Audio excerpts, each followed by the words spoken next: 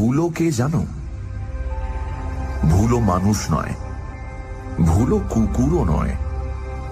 ভুলো মানে ভ্রান্তি, যা ভোলায়, মিথ্যে ভুলে ভোলায়। আমাদের দেশে বলে ভুলো হলো একরকম ভূত। ব্রহ্মদৈত্য, মামদ, শাঁকচুন্নি, গোদানা, গলায় দড়ের মতো এও এক রকমের ভূত। নিশির নাম অনেকে জানে। ভুলো অনেকটা নিশির মতো, কিন্তু নিশি ডাকে ভোরবেলা কি মাঝরাত্রে। ভুলোর খেলা কিন্তু সব সময়, তবে ঠিক সন্ধ্যের পর থেকে একটু অন্ধকার হলে ভুলোর খেলা জমে ভালো। নিশি, ভূত বা পেতনির সঙ্গে মিল এর অনেকটা। তফাৎ নিশি ডাকে ঘুমের মধ্যে, আর ভুলোর খেলা জাগ্রত মানুষের সঙ্গে। হয়তো কেউ সন্ধেবেলা যাচ্ছে মাঠের মধ্যে দিয়ে, ভাবছে কোনো বন্ধুর কথা কি আপনজনের কথা। হঠাৎ এক সময় সেই বন্ধু তার সামনে এসে দাঁড়ালো, বলল, এই যে, এই এই যে। সে বললে, তুই? আরে তোর কথাই তো ভাবছিলাম যে। হ্যাঁ রে, তাই তো এলাম। এখন আয় আমার সঙ্গে, আয়। মানুষটার মনেও হবে না যে বন্ধু হঠাৎ কোত্থেকে এলো। হয়তো তখন আসল বন্ধু 10-20 মাইল কি 100 মাইল দূরে রয়েছে। সে কথা লোকটি জানে, তবুও তার মনে সেই প্রশ্নই জাগবে না। এ হলো ভুলোর মায়া। সে বিগলিত হয়ে যাবে তাকে দেখে, এবং মুহূর্তে মন্ত্রমুগ্ধের মতো তার পিছনে পিছনে চলবে। ভুলো চলবে পথ ছেড়ে, অপথে বিপথে, খানাখন্দ, কাঁটা খোঁচা ভরা জায়গার উপর দিয়ে। মায়ায় ভোলা মানুষটার মনে সে কথা একবারও উঠবে না। সে জিজ্ঞাসাও করবে না যে এদিক দিয়ে কোথায় চলছিস ভাই। মনে তখন ঘোর লেগেছে তার। সে চলবে মুখ বন্ধ করে।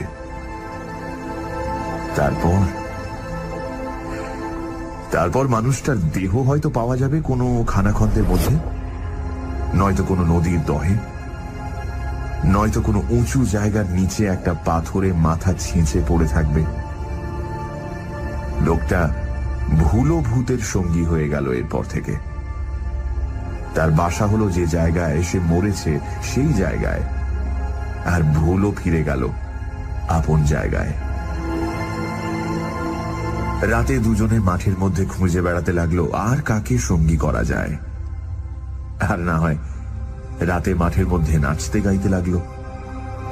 হায় কি মজা, হায় রে ভুলের খেলা, মজার খেলা খেলবি যদি আয় রে, ফুসমন্তর ভুল ভুলিয়া যাবিরে সব দুঃখ ভুলিয়া। এমনই ধরনের গান। গানটা অবশ্য আমি আন্দাজ করে লিখলাম, কারণ কি গান যে তারা গায় সেটা তো আমি কানে শুনিনি। তবে হ্যাঁ, ভুলো ভূতে লোককে ভুলিয়ে নিয়ে যাচ্ছে এ আমি দেখেছি। আরে বাপ, সে কি কাণ্ড! ভুলোয় ভুলিয়ে নিয়ে যাচ্ছে। 100 লোক ভুলো লাগা লোকটাকে ধরবার জন্য ছুটেছে, কিন্তু তাকে কিছুতে ধরতে পারছে না। ভুলো দেখছে লোকে দেখেছে তার কাণ্ড, ছুটে আসছে ওকে ধরে জোর করে আটকাবার জন্য। লোকটা সোজা ছুটলে ধরে ফেলবে, সুতরাং ভুলো ভূত তখন এঁকে বেঁকে ছুটতে লাগলো। সোজা চলছে, হঠাৎ ডাইনে বেঁকলো, তারপর আবার বাঁয়ে, তারপর আবার বাঁয়ে, তারপর বাঁয়ে, কখনো বা একেবারে উল্টো মুখে।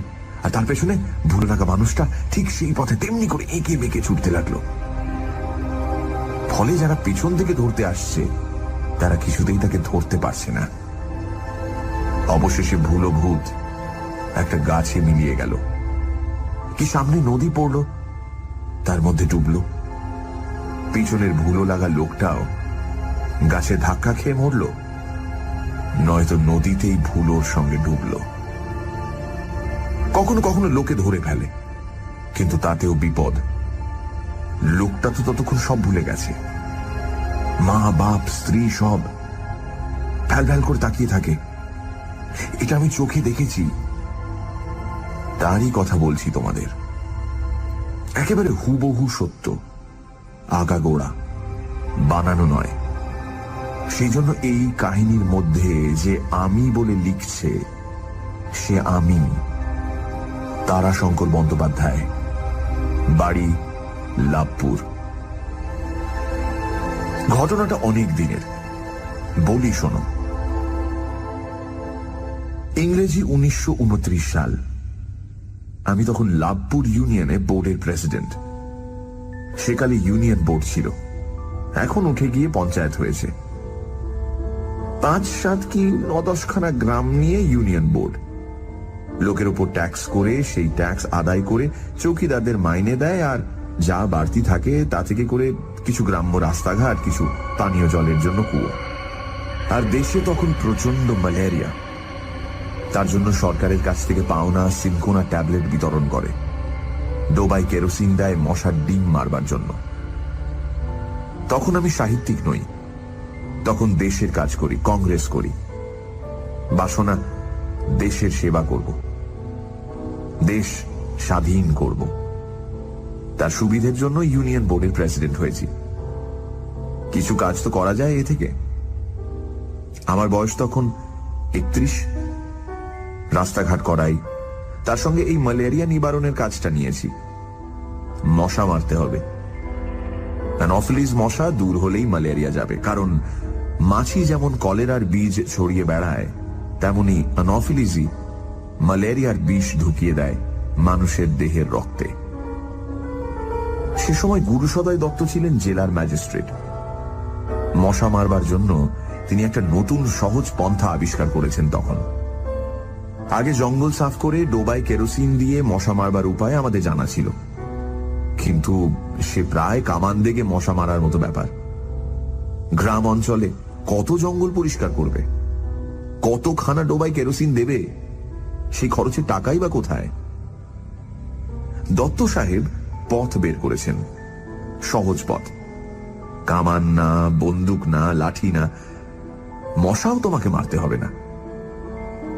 তুমি টোপা, ডুরুলি বা পানা নির্মূল করে ফেলো, তাহলে অ্যানোফিলিস ঝাঁক বন্দি থাকলেও ওদের কামড়ে ম্যালেরিয়া হবে না। ওই টোপা পানার রস খেয়েই অ্যানোফিলিস মশার ভিতর ম্যালেরিয়া জন্মায়। তখন সে কাউকে কামড়ালে তার ম্যালেরিয়া হয়। দত্ত সাহেব নিজে উৎসাহী হয়ে দল বল জুটিয়ে পুকুরে ডোবায় নেমে টোপা পানা পরিষ্কার করে দৃষ্টান্ত স্থাপন করে কাজ শুরু করেছিলেন। টোপা পানা তুলে তার চারপাশে খড়কুটো দিয়ে আগুন লাগিয়ে পুড়িয়ে দিতেন। প্রথম এক দফা অনেক লোক লাগিয়ে গ্রামের যেসব পুকুরে টোপা পানা ছিল তা সব তুলে দিয়ে পুড়িয়ে ব্যবস্থা করা হলো যে নিয়মিতভাবে 2 জন করে লোক কাজ করবে প্রতি গ্রামে, যাদের কাজ হবে পুকুরগুলো ঘুরে ঘুরে দেখা, আর একটা দুটো যেমন দেখা যাবে অমনি তুলে ফেলা। লাভপুরের এই কাজের জন্য 2 জন বাউরি জওয়ানকে রাখা হয়েছিল, নিতাই এবং পাঁড়ে। নিতাইয়ের নাম তোমাদের শোনা নাম, কিন্তু পাঁড়ের নাম পাঁড়ে অর্থাৎ পান্ডে কেন, তার অর্থ বলবো কি আমিও ঠিক জানি না। পাঁড়ে বাউরি, সে আজ বেঁচে নেই, কিন্তু নিতাই আজও আছে, বুড়ো হয়েছে। এরা দুজনে ছিল বন্ধু, খুব কড়া খাটুনি তারা খাটতে নারাজ ছিল। চাষ করত না, হালকা কাজ খুঁজে বেড়াত, এবং তার জন্য মজুরি তারা কম হলেও আপত্তি করত না। এই গ্রাম ঘুরে এখানে ওখানে ডুরুলি বা টোপাপানা খুঁজে তুলে ফেলার কাজটা তারা খুশি হয়ে নিয়েছিল। সকালে উঠে তামাক টামাক খেয়ে দুজনে বের হতো, বিড়ি টানত এবং ডুরুলি দেখলে তুলে ফেলে গাছতলায় জিরিয়ে নিত, গান গাইত। খাবার বেলা অর্থাৎ 12টা বাজতে বাজতে চক্কর দেওয়া শেষ করে দেখাবার জন্য কিছু ডুরুলি গামছায় বেঁধে নিয়ে বাড়ি ফিরত। জল খেয়ে বটতলার ছায়ায় ঘুম আর আড্ডা। বিকেলে 4টের পর স্নান করে টেড়ি কেটে কিছু মদ খেয়ে আসতো ইউনিয়ন বোর্ড অফিসে। ডুরুলিগুলো দেখিয়ে ফেলে দিত গর্তে, মাটি চাপা দিত। তারপর ইউনিয়ন বোর্ডের খাতায় বুড়ো আঙুলের ছাপ দিয়ে প্রত্যেকে 6 আনা পয়সা ট্যাঁকে গুঁজে মদের দোকানে গিয়ে আনা 2-3 পচাই মদ খেয়ে টলতে টলতে বাড়ি ফিরত। আমি তখন ইউনিয়ন বোর্ডের প্রেসিডেন্টের চেয়ারে বসে থাকতাম। পয়সা কড়ি দিয়ে সকলকে বিদায় করে আমিও ফিরতাম বাড়ি। বন্ধুরা বসে আছেন তখন আসর জমিয়ে, তাস খেলছে। এরই মধ্যে একদিন 1929 সালের শ্রাবণ মাসের শেষ। তার আগে একটা কথা বলা দরকার, সেটা হলো এই যে বাংলাদেশে 1929 সালে খুব ভালো বর্ষা হয়েছিল। শ্রাবণের 3য় সপ্তাহ আসতে আসতে শেষ হয়ে যায়। মাঠ সবুজ ধানে ভরে ওঠে। আষাঢ়ে পোঁতা জমিতে ধান বেশ বড় হয়েছে, তা প্রায় উঁচুতে হাঁটুর সমান এবং ঝাড়ে গোছেও বেশ মোটা। পুকুর, ডোবা, নালা, নদী জলে টইটুম্বুর। আমাদের গ্রামের গায়ে দক্ষিণে, পূর্বে, পশ্চিমে লম্বা রেল লাইন। তার দক্ষিণে মাইলখানেক বিস্তৃত ধানের ক্ষেতের উপর কুয়ে নদী। কুয়ে তখন কানায় কানায় ভর্তি। সেদিন বিকেলে 4:30 সময় বোর্ডে গেলাম। দেখলাম নিতো বা নিতাই এসে বসে আছে, পাড়ে আসেনি। নিতোকে বলেছে, তুই চল এগিয়ে, আমি যাচ্ছি। তুই কিন্তু আগে ভাগে নিয়ে যেন চলে আসিস নে। দুজনে পয়সা নিয়ে ঢুকু ঢুকু দোকানে ফিরবো। 4:30 থেকে 5টা, 5টা থেকে 6টা পর্যন্ত আমরা, অর্থাৎ সেক্রেটারি এবং আমি, বোর্ডের কাজকর্ম সারলাম। অপেক্ষা কেবল পাড়ের। সে এলে নিতোর এবং তার টিপ নিয়ে পয়সা দিয়ে বাড়ি ফিরব। 6টার সময় বললাম, কই রে, পাড়ে এলো কই? নিতো মদ খানিকটা খেয়েছিল। তার ঝোঁকে এবং চুপচাপ বসে থাকায় ঝিমুনিতে সে মধ্যে মধ্যে ঢুল ছিল। আমার কথায় সজাগ হয়ে উঠে চোখ কচলে বলল, তাই তো মশাই, কই এলো? সে নিশ্চয়ই আসবে বলেছে। খুব চিন্তিত হয়ে পড়ল সে। কিন্তু আমরা বসে থাকি কতক্ষণ? সন্ধে হয়ে আসছে। সেক্রেটারি বাড়ি যাবার জন্য উসকুস করছে, আমার মনও টানছে তাসের আড্ডায়। তবু আরো মিনিট 10 বসে থেকে বললাম, তাহলে টিপছাপ দিয়ে তোর পয়সাটা নিয়ে যা, পাড়ের পয়সা বাকি রইল, কাল নেবে। তাই নিয়েই সে যেন চিন্তিত মনে উঠে গেল। বিড়বিড় করতে করতে গেল, শালার কাজ দেখো দেখি, শালা বদমাস কোথাকার। কথাটা আমার কানে এলো। আমরা বোর্ড থেকে বেরিয়ে এলাম, দেখলাম নিতো পশ্চিম মুখে চলেছে। যাবার কথা তার পূব মুখে। বুঝলাম পশ্চিম মুখে একটু এগিয়ে গিয়ে সে রেল লাইন ধরবে, পূব মুখে ফিরে সোজা এসে উঠবে তাদের পাড়ায়। তাদের পাড়াটা আমার বাড়ির দক্ষিণ পূর্বে, একেবারে লাগোয়া, স্টেশনের গায়ে। বাড়ি ফিরলাম, তখন অন্ধকার হয়েছে। সানডে সাসপেন্সে আজ তারাশঙ্কর বন্দ্যোপাধ্যায়ের ভুলোর ছলনা। লাভপুর ইউনিয়ন বোর্ড থেকে ম্যালেরিয়া তাড়ানোর কাজে গ্রামের 2 জওয়ানকে রাখা হয়, নিতাই আর পাঁড়ে। এক সন্ধেবেলা কাজ শেষে টাকা নিতে এসে নিতাই দেখে পাঁড়ে আসেনি। বাধ্য হয়ে নিজের টাকাটা নিয়েই সে বেরিয়ে যায়। ফাঁকা রেল লাইন ধরে একা হাঁটতে থাকে। তারপর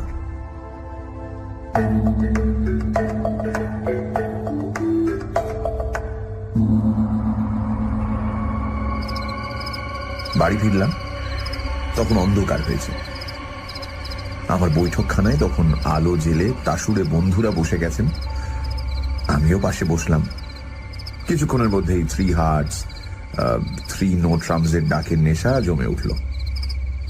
হঠাৎ হঠাৎ নেশাটা যেন একটা ঠক্কর খেয়ে ভেঙে গেল। ঠিক দক্ষিণ দিকে একটা গোলমাল উঠল। গোলমাল? কিসের গোলমাল? বৈশাখ জ্যৈষ্ঠে আগুনের ভয় থাকে, কিন্তু এটা তো বর্ষাকাল এবং সেবারকার মতো ভরা ভর্তি জমজমাট বর্ষাকাল। আগুন লাগার তো কথা নয়। কান লাগিয়ে শুনলাম। বহু লোকের একটা আক্ষেপ এবং শঙ্কাপূর্ণ একটা গ্যালোরি গ্যালোরি গ্যালোরি গ্যালোরি শব্দ। ঠাউর করতে পারলাম না কি গেল। গেল বা যাচ্ছে, যেন টেনে ছিঁড়ে কিছু চলে যাচ্ছে বা কেউ ছিনিয়ে নিয়ে যাচ্ছে। কোলাহলটা কাছে, ওই রেল লাইনের ধারে। আমার বৈঠকখানা থেকে ধীরে সুস্থে 5-6 মিনিটের পথ। দৌড়ে গেলে 3-4 মিনিট লাগে। আমরা কেউ বসে থাকতে পারলাম না ওই গেল গেল শব্দ শুনে। সকলে ছুটেই বেরিয়ে এলাম এবং মিনিট দুয়েকের মধ্যে গ্রাম প্রান্তে এসে নজরে পড়ল রেল লাইনের উপর অনেক লোক। তারা দাঁড়িয়ে ওই গ্যালোরে গ্যালোরে বলে একরকম হাহাকারি করছে। লাইনের ওপারে মাঠে দেখলাম গোটা 2 লণ্ঠনের আলো যেন ছুটে ছুটে বেড়াচ্ছে, একবার এদিক একবার ওদিক, কখনো ডাইনে কখনো বাঁয়ে, আলেয়ার মতো। লাইনে এসে উঠে দেখলাম বাউরি পাড়ার মেয়ে পুরুষেরা লাইন দিয়ে দাঁড়িয়ে ওই হাই হাই করছে।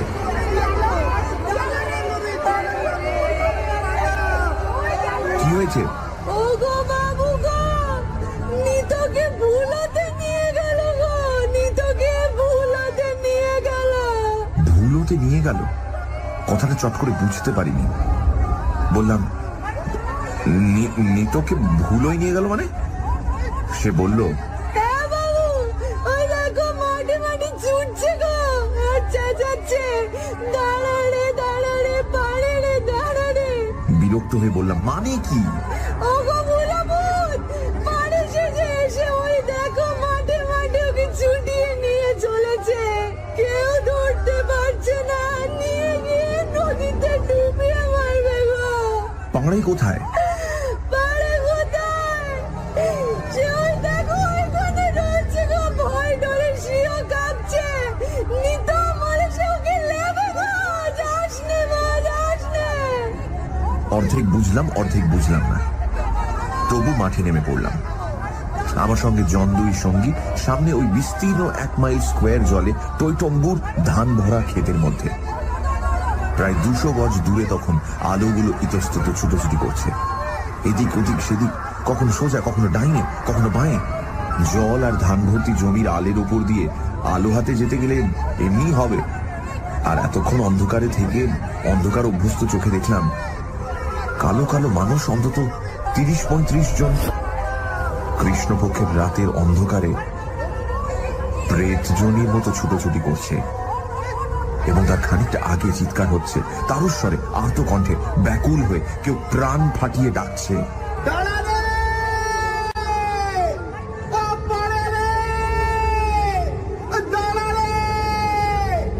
কণ্ঠস্বর নিতর, তা চিন্তাম, কিন্তু কাকে বলছে? পাড়ে স্টেশনে দাঁড়িয়ে কাঁপছে ভয়ে, কিন্তু নিত যাকে ডাকছে সে যে তার সামনে, তাতে তো কোনো সন্দেহ নেই। সে যেন নিতর চেয়েও জোরে ছুটে চলেছে সামনে, এঁকে বেঁকে, কখনো ডাইনে কখনো বাঁয়ে কখনো সোজা, যেন সে হাওয়ায় উঠছে। নিত 2 হাত বাড়িয়ে তাকে ধরবার জন্য ছুটছে, যেন সে হারিয়ে যাবে, যেন সে পালিয়ে যাবে। নিত আর তার কখনো নাগাল পাবে না। পেছনের লোকেরা বহু জনে একসঙ্গে ডাকছে,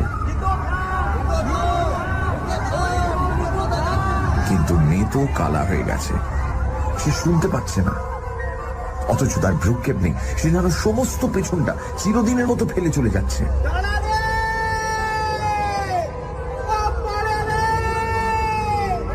কি যেন টর্চ ফেলল, টর্চের আলোটা নিতর চিৎকার লক্ষ্য করে ছুটে গিয়ে পড়ল। দেখলাম 2 হাত বাড়িয়ে নিত ছুটছে। আশ্চর্য সে হাত বাড়ানো, এবং আশ্চর্য সে তার ছোটা।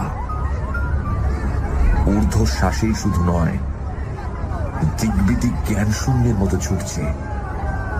জল এবং ধান ভরা মাঠ ভেঙে ছুটছে, কখনো বাঁয়ে কখনো ডাইনে কখনো সোজা, কখনো কখনো পড়ছে, কিন্তু তৎক্ষণাৎ উঠে আবার সঙ্গে সঙ্গে ছুটছে, একবারও দাঁড়ায় না। আরো আশ্চর্য এই যে পেছনের অনুসরণকারীরা যখন কাছে এসে পড়ছে, তখন হঠাৎ আরেক দিকে বেঁকে সে ছুটে যাচ্ছে মাঠের মধ্যে দিয়ে, জল ভেঙে কাদা ভেঙে। অনুসরণকারীরাও প্রাণপণে ছুটছে, কিন্তু জলে ধানের মধ্যে নামতে পারছে না তারা আলে আলে ছুটছে। ঘুর হচ্ছে, ততক্ষণে নিতো আরো এগিয়ে যাচ্ছে। পেছনের আলোর ছটার প্রতিও তার দৃষ্টি ফিরছে না।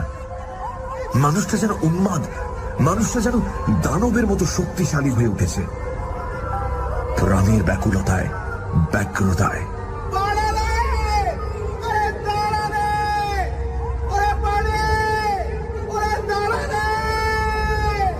চলছে কিন্তু ঠিক পূব দক্ষিণ মুখে, নদীর দহের দিকে। রেল লাইন সোজা পূর্বমুখে এসে একটা বাঁকে দক্ষিণ মুখে মোড় নিয়ে নদীর ওপর ব্রিজ বেঁধে পার হয়ে চলে গেছে। আর তার পাশেই প্রকাণ্ড দহ সেই মুখে চলেছে, মুহূর্তে মুহূর্তে দূরে চলে যাচ্ছে। নিতোর সামনে ভুলো পাড়ের চেহারা ধরে হাওয়ায় ভর দিয়ে ডেকে নিয়ে চলেছে, এই নিতো।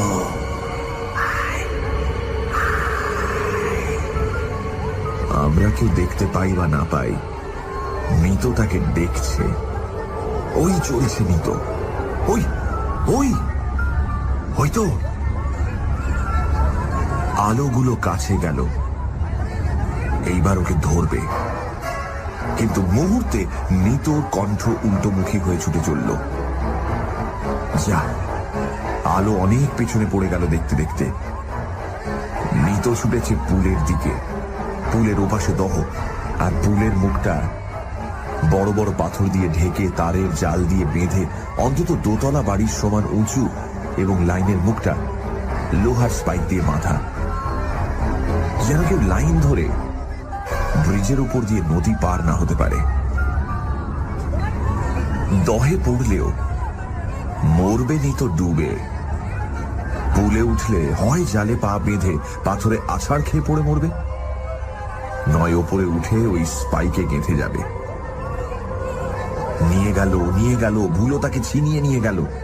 তখন আমি রেল লাইনের দক্ষিণে প্রায় সিকিমাইল মাঠ ভেঙে ডিস্ট্রিক্ট বোর্ডের রাস্তায় দাঁড়িয়ে, এবং নিতো তখন আরো সিকিমাইলের বেশি দক্ষিণে নদীর দিকে ক্রমশ ঢালু এবং জলা ধান ভরা ক্ষেতের মধ্যে উন্মাদের মতো ছোটাছুটি করে মিনিটে মিনিটে আরো দক্ষিণে নদীর কিনারের দিকে চলেছে। আমি শুনতে পাচ্ছি,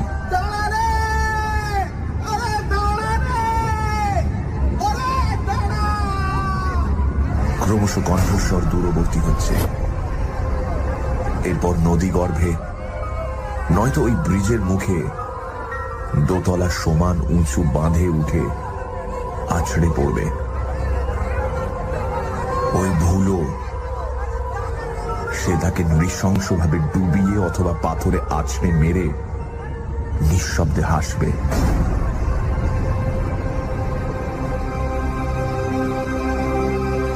মনে পড়ছিল এখানকার গল্প। চলিত গল্প এই যে, বহুকাল আগে এই মাঠে একজন পাষণ্ড বন্ধুর ছদ্মবেশে একজনকে ভুলিয়ে নিয়ে এসে মাঠের মধ্যে হত্যা করেছিল। তখন থেকে সেই খুন হওয়া মানুষটি এখানে ভুলো ভূত হয়ে আছে। সুযোগ পেলেই আত্মীয় বা বন্ধুর বেশ ধরে অন্যমনস্ক মানুষকে এমনি ভাবে ভুলিয়ে নিয়ে গিয়ে মেরে ফেলতে চেষ্টা করে। মনে পড়ল আমাদের গ্রামের সুধীন বাবুকে ঠিক এমনি সন্ধেবেলা তার দাদা সেজে এসে ডেকে নিয়ে যেতে চেষ্টা করেছিল, কিন্তু অন্য মানুষের চোখে পড়েছিল, তাই রক্ষা পেয়েছিলেন তিনি। তারা তাকে ধরে ফেলেছিল। তিনি অজ্ঞান হয়ে গিয়েছিলেন সঙ্গে সঙ্গে। তারপর অবশ্য জ্ঞান হয়ে সুস্থ মানুষ হয়েছিলেন, কিন্তু কেউ না দেখলে হয়তো তাঁরও বিপদ ঘটত। আরো অনেক ঘটনা। ঠিক ওই রেল লাইনে একটা মাইল পোস্ট যেখানে পোঁতা আছে, ওইখানেই নাকি এই ভুলোর আত্মা ঘুরে বেড়ায়। ওইখানেই নাকি তাকে মেরেছিল বিশ্বাসঘাতকতা করে। ভাবছি এমন সময় একজনকে পেলাম, শশী ডোম, আমাদের ওখানকার বিখ্যাত চোর, লম্বা ছিপছিপে মানুষ। শশী চুরির জন্য জেল খেটেছে অনেকবার, কিন্তু কেউ কখনো তাকে ধরতে পারেনি। 3 হাত সামনে থেকে ছুটলে মিনিটে 3 হাত ব্যবধান 7 হাত হয়ে যায় এবং 5 মিনিটে সেটা বেড়ে 25 হাত এবং তারপরই সে মিলিয়ে যায়। এমনই সে দৌড়তে পারে। ডিস্ট্রিক্ট বোর্ডের রাস্তাটা রেল লাইনের সঙ্গে সমান্তরাল হয়ে চলে গেছে এবং নদীর ব্রিজের ঠিক মুখটায় একটা অন্যটাকে কেটে চলে গেছে। মনে হলো শশী যদি সেই দৌড়ে যায় তাহলে নিতোর আগেই হয়তো ব্রিজের মুখটা আগলাতে পারে। নিতোকে যদি ভুলো নদীতে গিয়ে ফেলে তবে হাত নেই, কিন্তু যদি ব্রিজের বাঁধে তুলে পাথরে আছড়াতে চায় তবে হয়তো শশী তাকে রক্ষা করতে পারবে, নিতোকে ধরে ফেলতে পারবে। শশীকে বললাম, শশী একবার চেষ্টা করতে পারিস, তুই একবার সেই দৌড় দে না বাবা, গিয়ে দাঁড়া ওই ব্রিজের উপর। শশী বলল, যদি নদীতে যায়? বললাম, তাহলে লাভ নেই, তবু দেখ।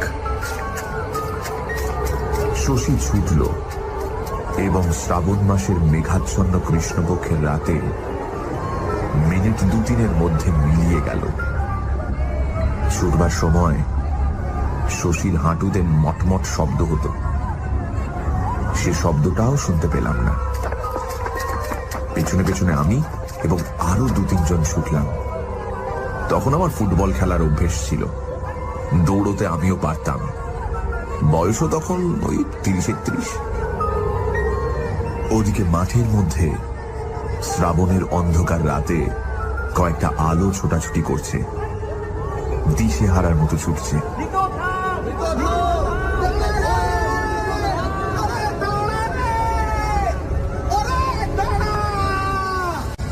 সামনে তার ছুটেছে পাড়ের ছদ্মবেশী প্রতিহিংসা পরায়ণ প্রেত ভুলো ভূত। তাকে আর কেউ দেখতে পাচ্ছে না, দেখছে শুধু ওই ভুলোর ছলনায় মোহগ্রস্ত নিতো। 2 হাত বাড়িয়ে সে ছুটছে, তাকে ধরবে, তাকে ধরবেই। তার কাছে স্থান বিলুপ্ত, কাল বিলুপ্ত, সবকিছু বিলুপ্ত। এতগুলো আলো সে দেখতে পাচ্ছে না, এতগুলো ডাক সে শুনতে পাচ্ছে না, পায়ের তলায় কাঁটা বিঁধছে সে বুঝতে পারছে না। ভুলো ছলনায় তাকে সব ভুলিয়ে দিয়েছে। সে হাঁপাচ্ছে, হৃৎপিণ্ড ফেটে পড়তে চাইছে, স্থির চোখ দুটো হয়তো ঠিকরে বেরিয়ে আসতে চাইছে, তবু তার থামবার উপায় নেই। মুহূর্তে মুহূর্তে তার বন্ধুকে ধরবার ব্যগ্রতা উদ্দাম থেকে উদ্দামতর হয়ে উঠেছে। মুহূর্তে মুহূর্তে তার বন্ধুকে ধরবার ব্যগ্রতা উদ্দাম থেকে উদ্দামতর হয়ে উঠছে। পরম বন্ধুর ছদ্মবেশী প্রেত নিঃশব্দ হাসি হেসে বলছে,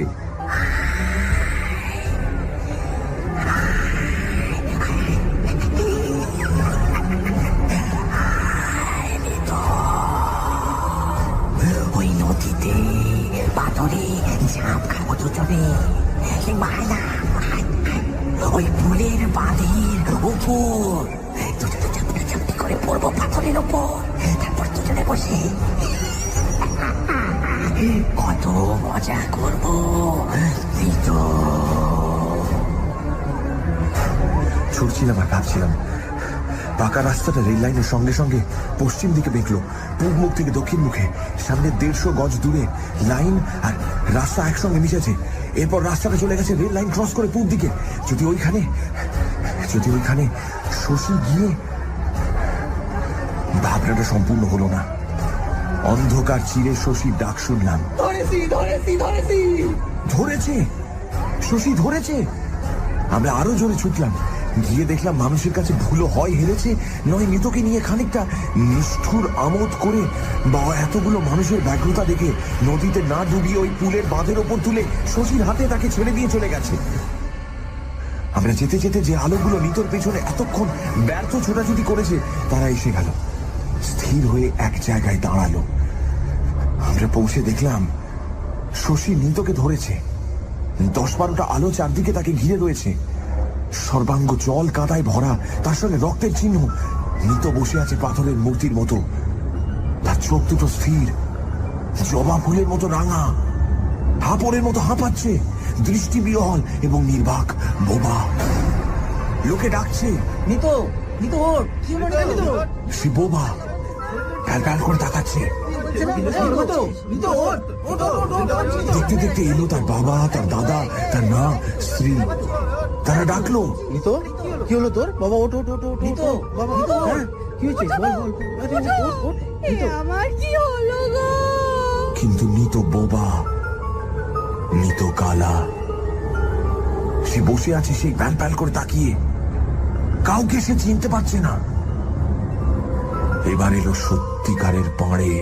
নিতো নিতো রে নিতো। নিতো তাকেও চিনল না, সে সব ভুলে গেছে।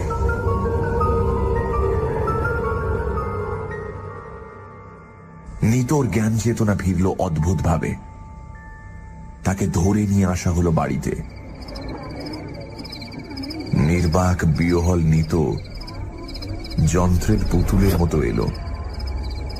আমি ডাক্তার দেখাবার কথা ভাবছিলাম, কিন্তু তাদের বাড়ির দৌড়ে এসে দরজার সামনে দাঁড়িয়ে দেখে সে ভয়ার্ত চিৎকার করে পড়ে গেল।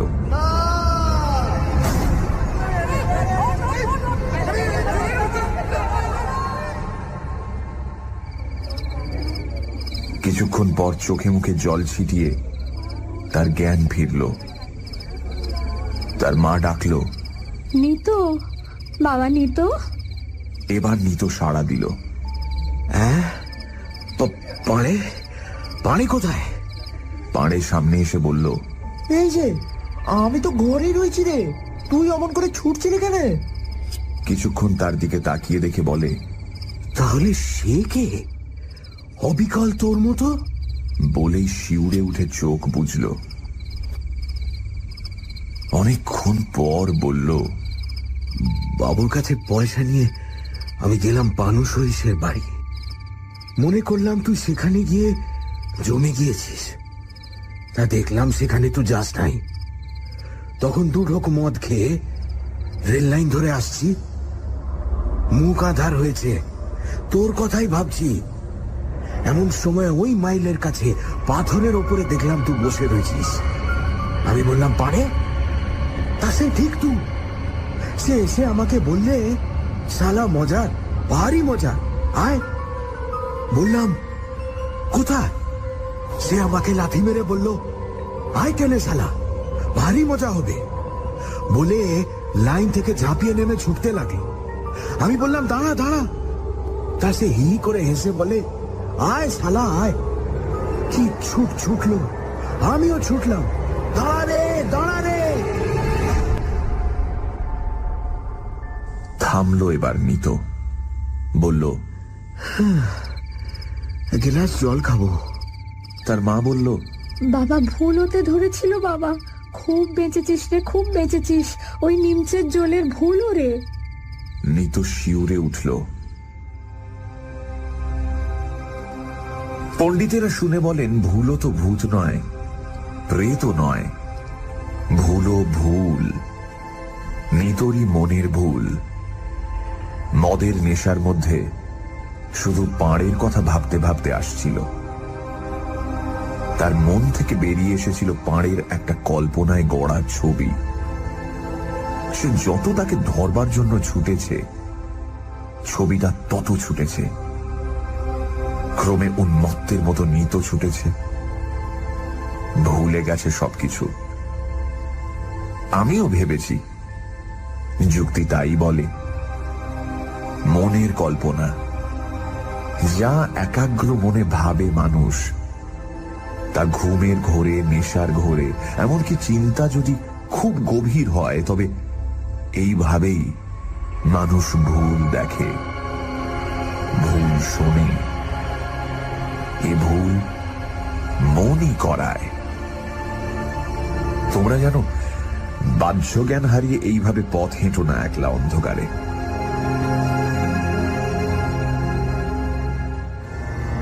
এই কথার পরেও কিন্তু আমার এই নিমচের জলের ভুল ও প্রেত সম্পর্কে সংশয় যায়নি। মনে পড়ে, এই মাঠে ওই জায়গাতেই অনেক মানুষ এমনই ভুল করেছে। এই ঘটনার বছর খানেক পরে আমি দেখেছিলাম একজনকে, এমনি করেই মাইল খানেক পথ হেঁটেছিলাম। সে অন্য কাহিনী। এবং কে যেন বলে, মানুষের হিংসা মানুষের পাপ, নির্দোষ মানুষকে হত্যা করে। প্রতিহিংসা পরায়ণ প্রেত করেছে।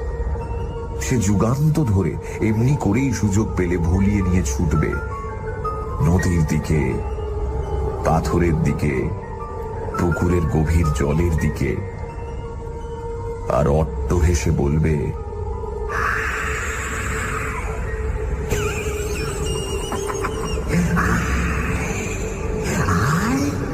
কেমন মজা দেয়।